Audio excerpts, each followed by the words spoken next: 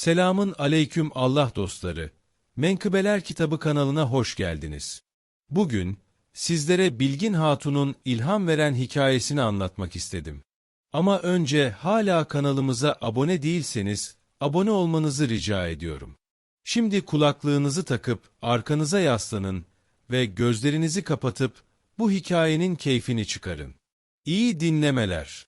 Evvel zaman içinde, uzak diyarların birinde Akduru Devleti adıyla bilinen bir ülke vardı. Bu ülkeyi adaletli ve bilge bir sultan yönetiyordu. Yanında ise her büyük kararında danıştığı akıllı ve ileri görüşlü veziri Turanşah bulunuyordu. Turanşah'ın yalnızca bir kızı vardı. Adı Bilgin Hatun idi. Babasının gölgesinde büyümüş, ilme olan sevgisiyle yetişmişti. Turanşah'ın devlet büyükleriyle yaptığı konuşmaları dikkatle dinler, her söylenen sözü aklında tartardı. Zekası ve keskin diliyle herkesin hayranlığını kazanmıştı. Onu gören herkes, bu kız, zamanın harikası derdi. Bir gün, Akduru Devleti'nin rüzgarı yön değiştirdi. Komşu bir ülkeden heyet geldi. Görünüşte dostane ama içten içe hain niyetlerle doluydular. Heyetin başında, Vezir İsmail adında, kurnazlığıyla tanınan biri vardı. İsmail'in olduğu yerde mutlaka bir hile, bir tuzak vardı. Yanında büyük bir hediye getirmişti. Sultana hitap ederek, "Ey yüce hükümdar, sizinle akrabalık kurmak isterim. Oğlumu, veziriniz Turanşah'ın kızıyla evlendirmek istiyorum," dedi. Sultan şaşırdı. Ama kız hala küçük dediğinde, İsmail şöyle cevap verdi.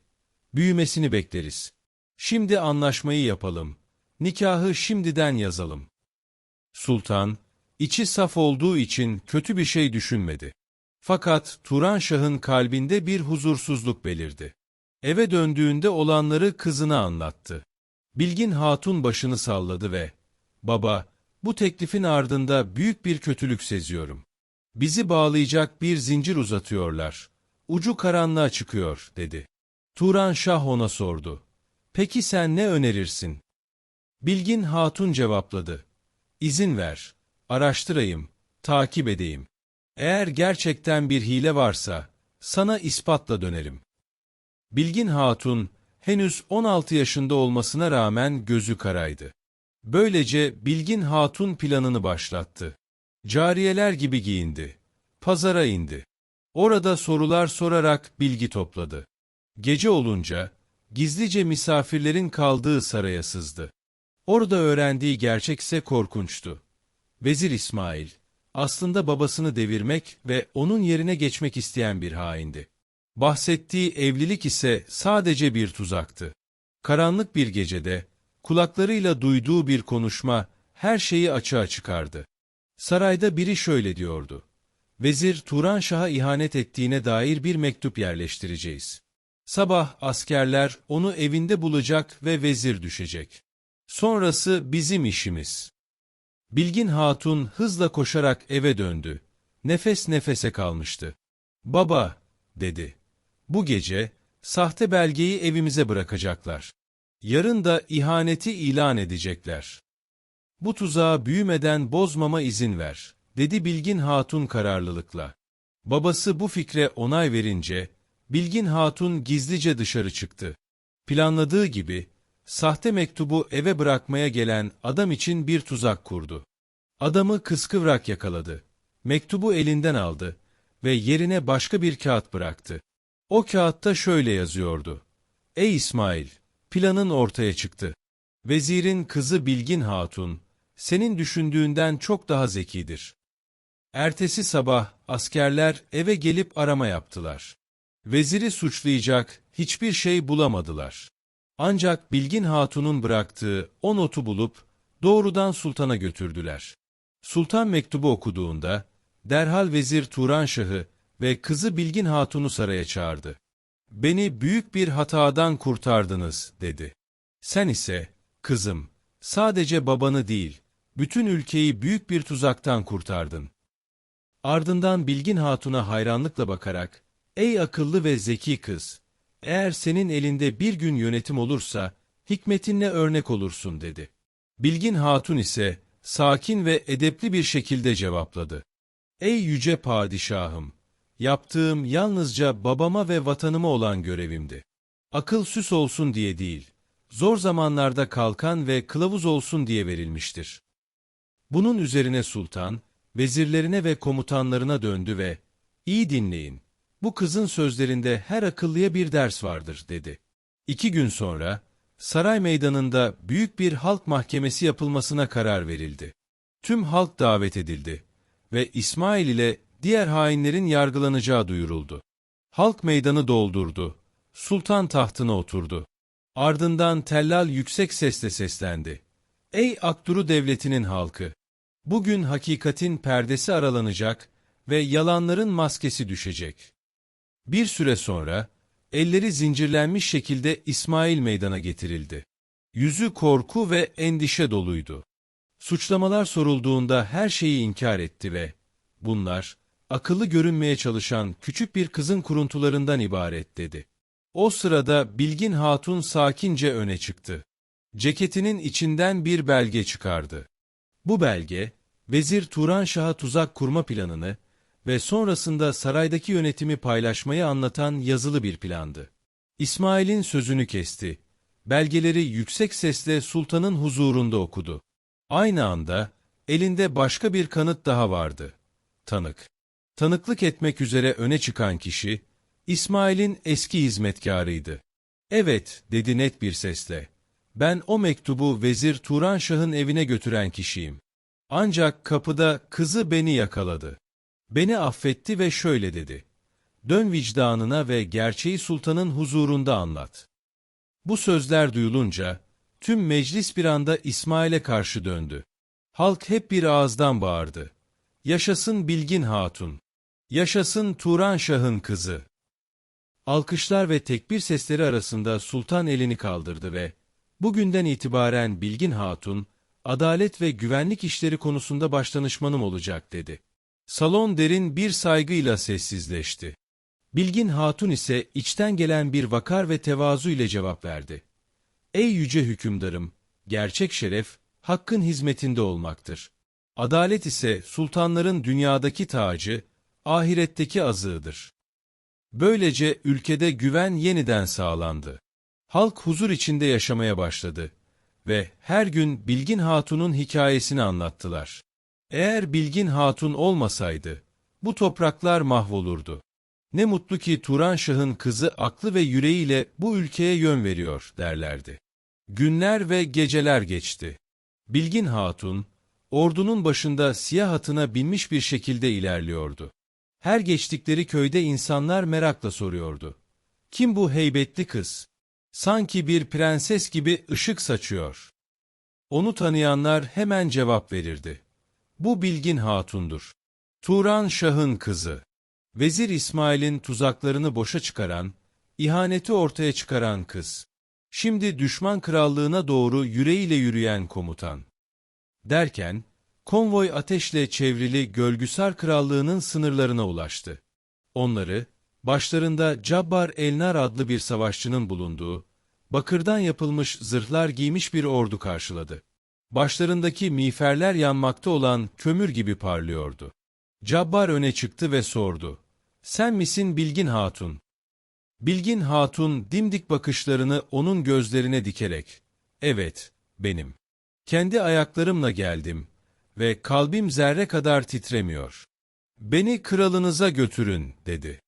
Cabbar, hayranlıkla karışık bir şaşkınlıkla, "Az kişi sarayımıza askersiz girer.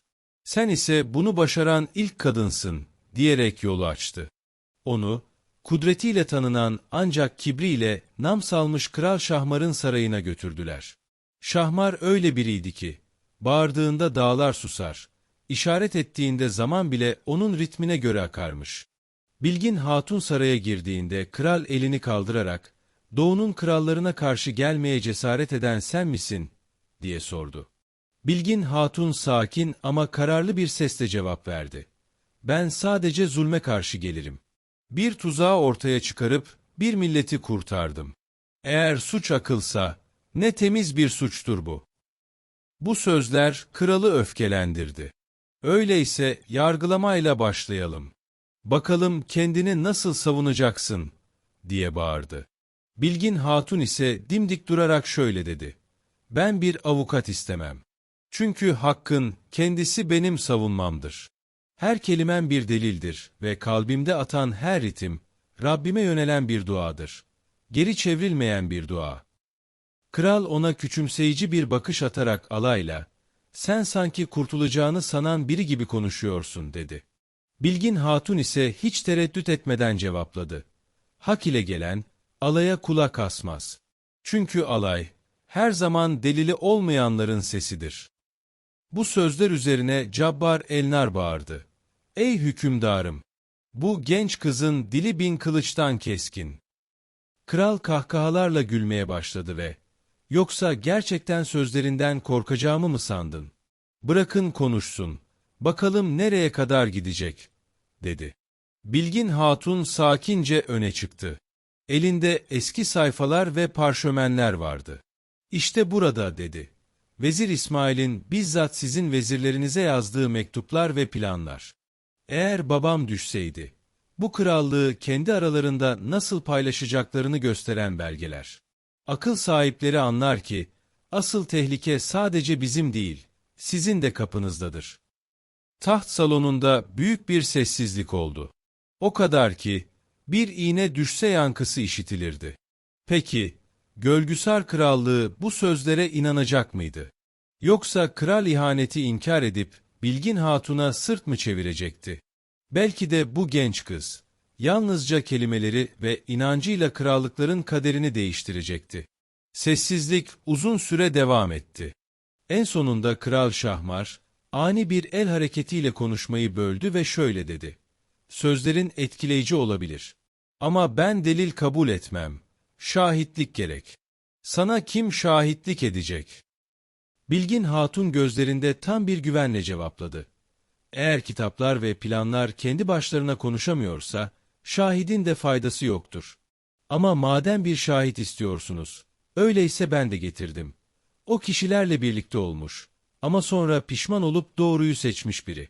Ve şu an burada, bu salonda. Sonra bir anda salona dönüp yüksek sesle seslendi. Ey Cabbar Elnar, dedi. Bilgin Hatun kararlılıkla, benimle birlikte gelen adamı içeri al. Kapı açıldığında içeri yaşlı, başı örtülü bir adam girdi. Yüzünü açtığında, salondaki herkes şaşkınlıkla soluk aldı. Kral bile yerinden doğrularak haykırdı. Sen misin Sadık? Sen benim hazine vezirimdin. Öldüğünü sanmıştım. Sadık başını salladı. Neredeyse İsmail'in ihanetine kurban gidiyordum. Ama beni Bilgin Hatun kurtardı. Ben, o karanlık odalarda planlanan her şeye şahidim. Hatta bir zamanlar yanlarında yer aldım. Ama şimdi, doğru olanı yapmak için buradayım. Sadık doğruldu. Göğsünde sakladığı belgeleri çıkardı. Bu belgeler, hain planların yazılı olduğu düzenekleri, isimleri ve eğer Sultan ve Turanşah düşerse, tahtın nasıl paylaşılacağını gösteren çizimleri içeriyordu. Kral Şahmar belgeleri incelediğinde yüzü soldu.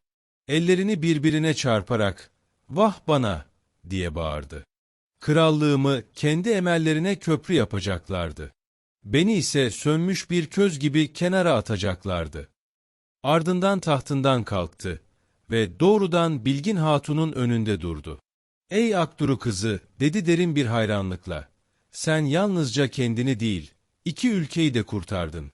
Bugün, tüm ülkelerin en akıllısı sensin."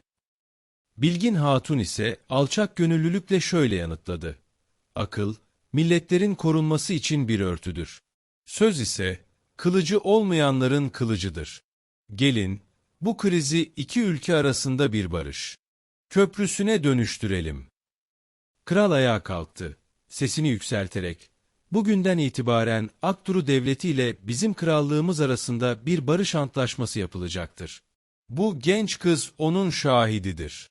Onun sözü, bir ordunun kılıçlarından daha değerlidir," dedi.